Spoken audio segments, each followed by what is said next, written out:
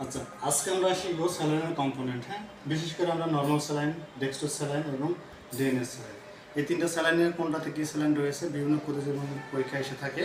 যদি আমরা এই ক্লাসটি করি, আশা করি আমরা পরীক্ষা আসলে 1 মার্ক পেয়ে থাকবো। তো শুরু করি। এনএস মানে কি? Normal saline. নর্মাল স্যালাইনে কী থাকে? Sodium chloride, NaCl।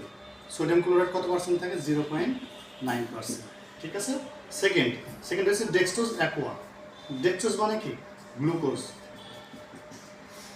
ডেক্সট্রোজ থাকে, ডেক্সট্রোজ মানে গ্লুকোজ। কত পার্সেন্ট থাকে?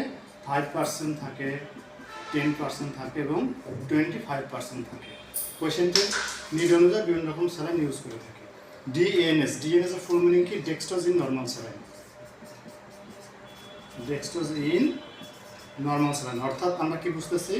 ডেক্সট্রোজ ইন নর্মাল স্যালাইন, এই দুইটা স্যালাইন যদি যোগফল করি সেটা হচ্ছে ডিএনএস। তাহলে এনএসে কি আছে?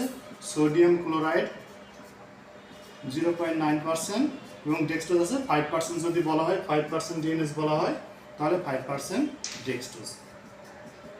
তাহলে আমরা কি কি শিখলাম? নর্মাল স্যালাইনে রয়েছে সোডিয়াম ক্লোরাইড 0.9%, ডিএস স্যালাইনে রয়েছে 5% ডেক্সট্রোজ অথবা গ্লুকোজ এবং ডিএনএস স্যালাইনটি হচ্ছে এনএস এবং ডিএস স্যালাইন, এই দুইটা মিলেই ডিএনএস স্যালাইন। অর্থাৎ সোডিয়াম ক্লোরাইড 0.9% এবং 5% ডেক্সট্রোজ রয়েছে। Thank you.